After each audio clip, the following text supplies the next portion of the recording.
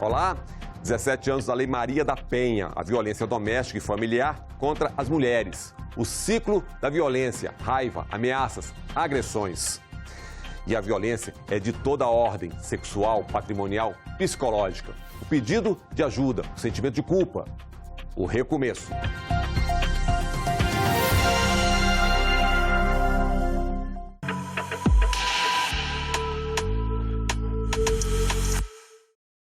A lei ganhou o nome dela, Maria da Penha. Sofreu abuso, levou um tiro, ficou paraplégica. A pressão internacional levou o Brasil a criar um marco legal na luta contra a violência doméstica e familiar contra a mulher. Foi o ponto de partida.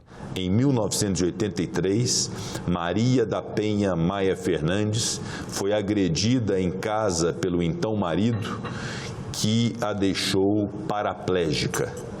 Ela buscou ajuda nos órgãos de segurança e na justiça. A resposta do Poder Judiciário tardou. O poder público, que devia protegê-la, falhou. A partir daí, iniciou-se um grande movimento social no Brasil. Ao ratificar a Convenção de Belém do Pará, o Brasil assumiu internacionalmente a responsabilidade de punir, prevenir e erradicar a violência doméstica. Com isso, abriu-se o caminho para que, posteriormente, o país fosse responsabilizado por omissão no caso Maria da Penha e para que fosse elaborada uma das legislações mais completas do mundo no combate à violência doméstica, a Lei Maria da Penha. O que significa a celebração da Lei Maria da Penha é da mulher que enxergou de verdade que ela está de passagem pela vida, mas que enquanto vive e estiver, ela vai deixar um legado, ela não vai se calar. Ela leva o nome de uma corajosa personagem, a própria Maria da Penha, que se tornou símbolo de resistência e perseverança.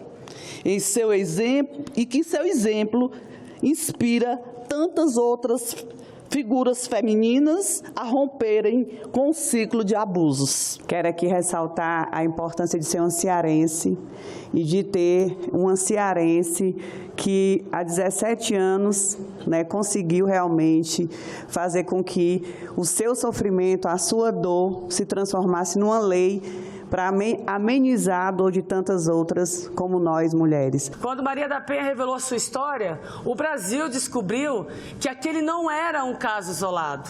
Várias mulheres de todas as regiões e idades eram também sistematicamente vítimas de agressão, sem que seus algozes fossem punidos. Em 7 de agosto de 2006, o Brasil ganhava finalmente a Lei Maria da Penha.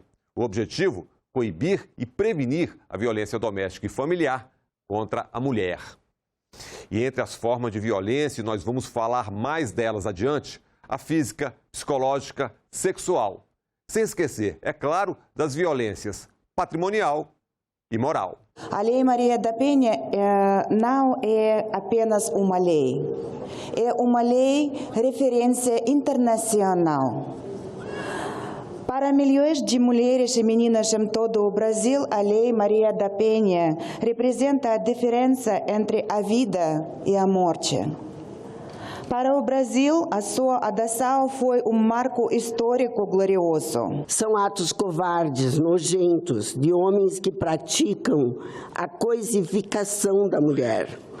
Para esse criminoso, ela deixa de ser um ser humano e vira um objeto, uma propriedade, com o qual ele acha que pode fazer o que quiser. E outros aspectos da lei.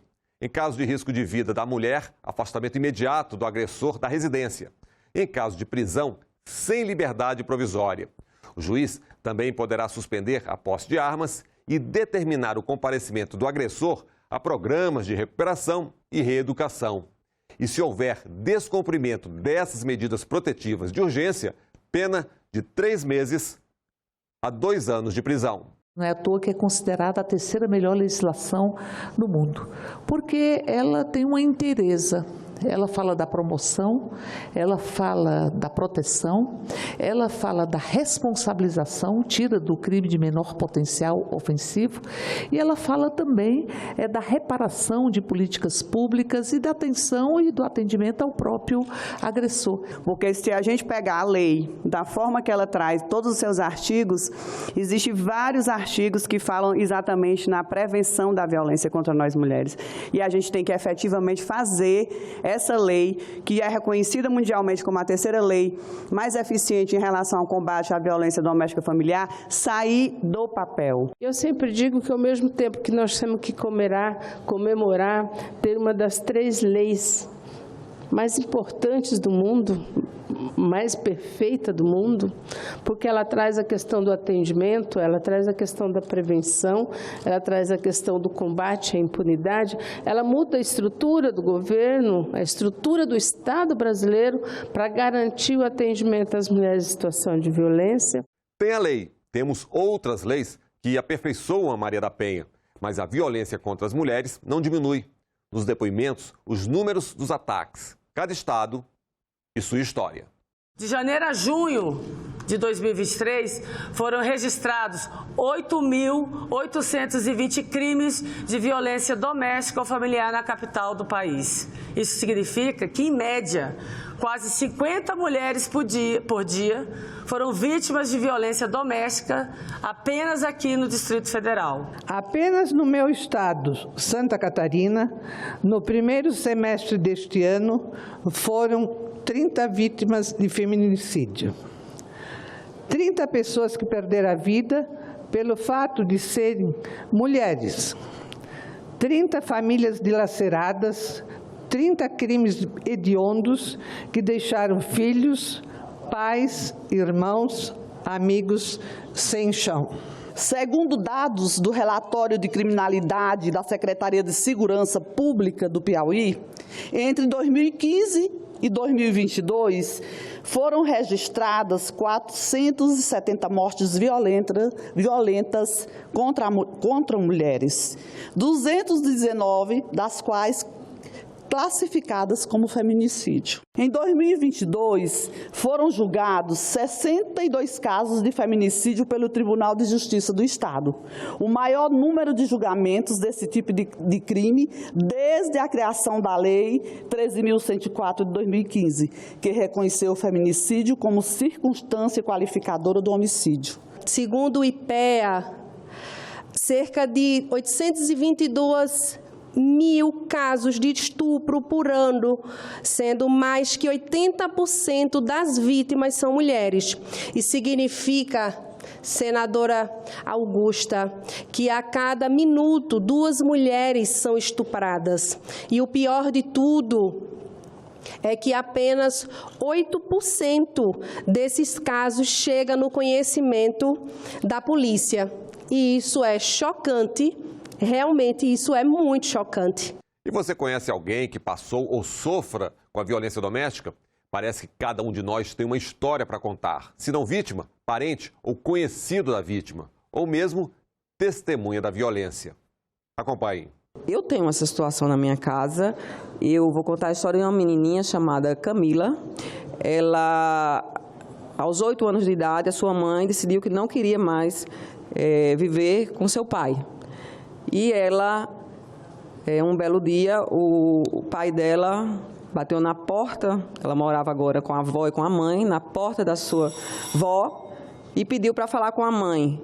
Entrou no quarto, fechou a porta, trancou a porta, ligou o som muito alto e esfaqueou essa mulher até matá-la. Essa criança de 8 anos de idade é minha nora.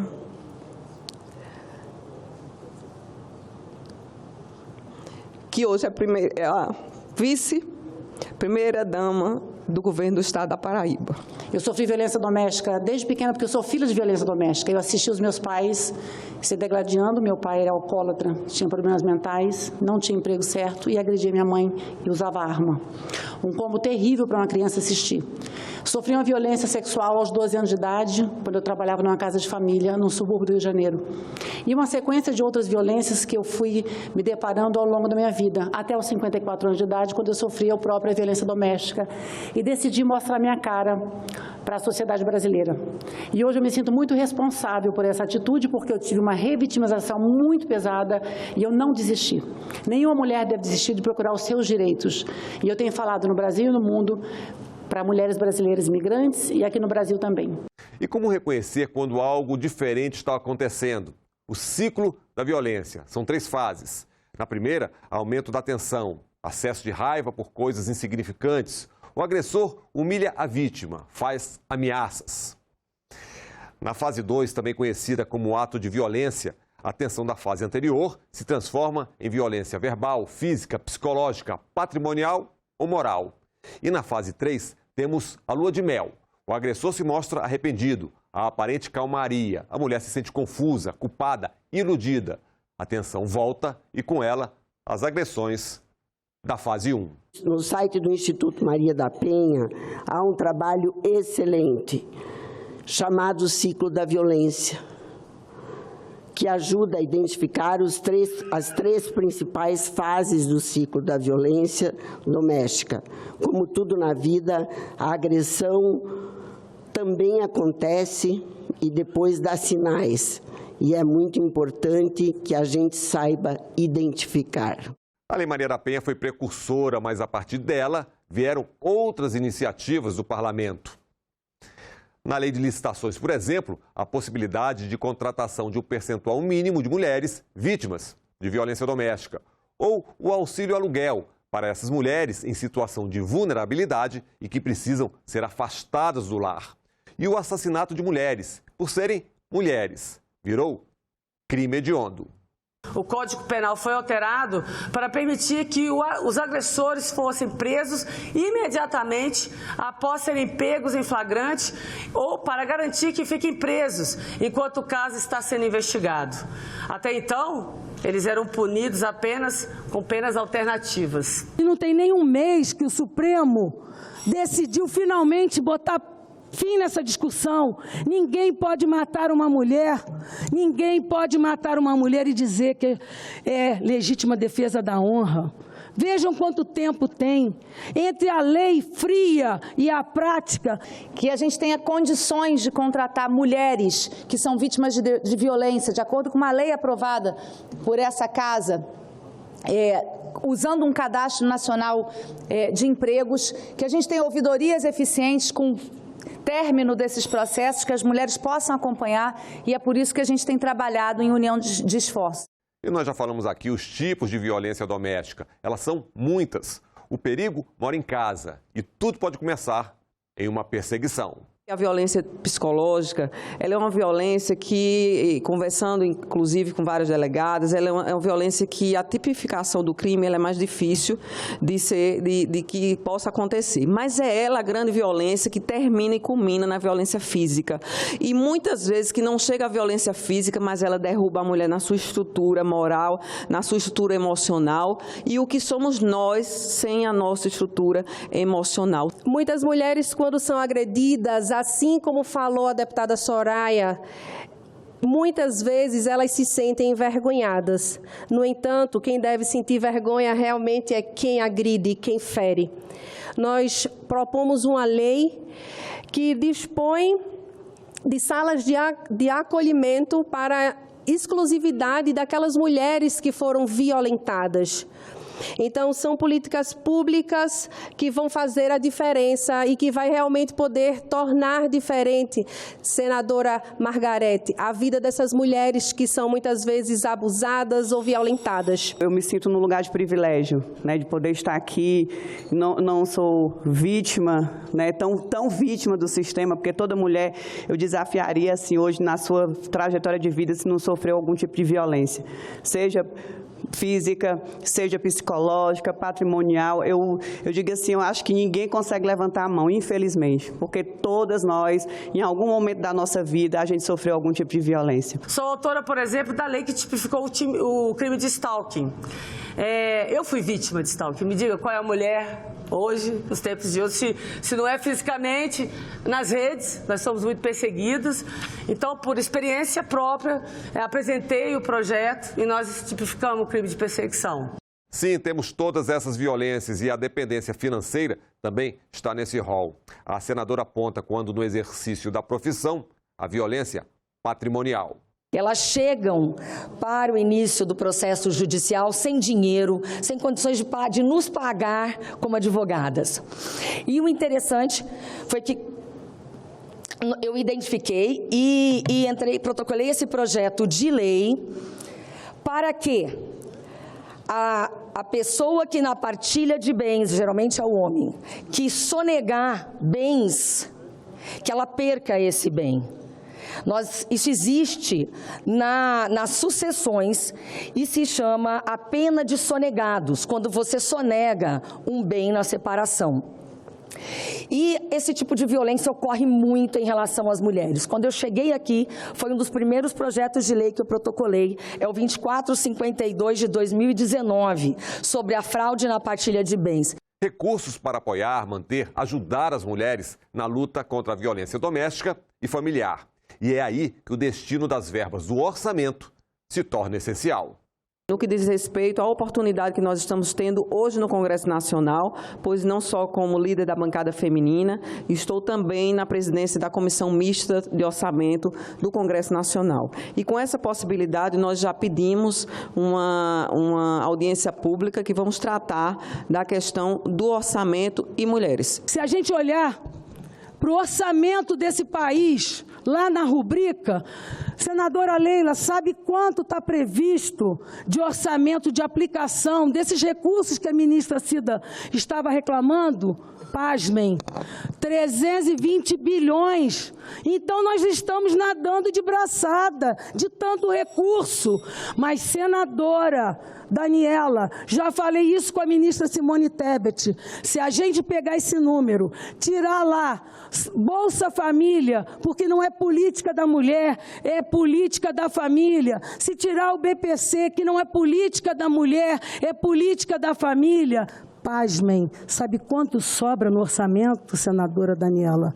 0,1%. Como avançar? Não haverá orçamento suficiente. Eu louvo que a senadora Daniela Ribeiro hoje tenha declarado aqui que vai trabalhar por uma destinação de orçamento às mulheres, mas a gente não vai ter nunca como suprir todas as necessidades, porque nós temos vários problemas nesse país de dimensões continentais. A gente tem problema de contrabando, a gente tem problema de garimpo, de tráfico de entorpecentes, não são poucos os desafios do Brasil. E não se cale, a vítima é você. Peça ajuda, preste atenção aos sinais. Pode ser a diferença entre a vida e a tragédia. Denuncie ligando para o número 180, o Serviço de Atendimento à Mulher. Essa ligação é gratuita e é confidencial. Também é possível fazer a denúncia em uma delegacia especializada de atendimento à mulher em sua localidade. Converse com seus familiares, procure ajuda, vá à delegacia e o mais importante, não se cale. Se um homem abusivo, insensível, agressivo está te reprimindo, tenha a consciência, a culpa não é sua. Você tem as leis ao seu lado, a polícia, o Ministério Público, o Judiciário, a sua família e os seus amigos. Muitas vezes a humilhação é tanta que a mulher não consegue buscar ajuda.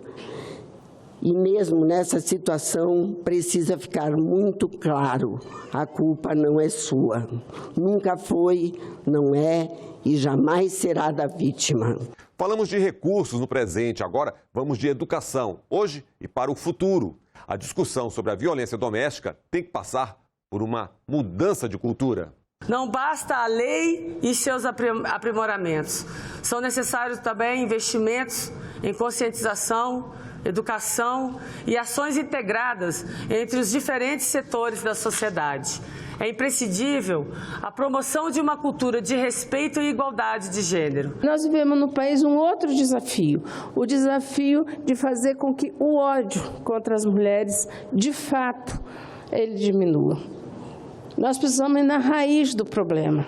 Nós precisamos fazer com que a sociedade brasileira, com que os governantes, as empresas e as pessoas se envolvam e não aceitem com naturalidade os crimes que estão colocados. Para que ao menos as próximas gerações possam vislumbrar uma nova perspectiva, será fundamental investirmos na educação contra a violência desde a mais tenra idade, alcançando meninas e meninos e também seus familiares.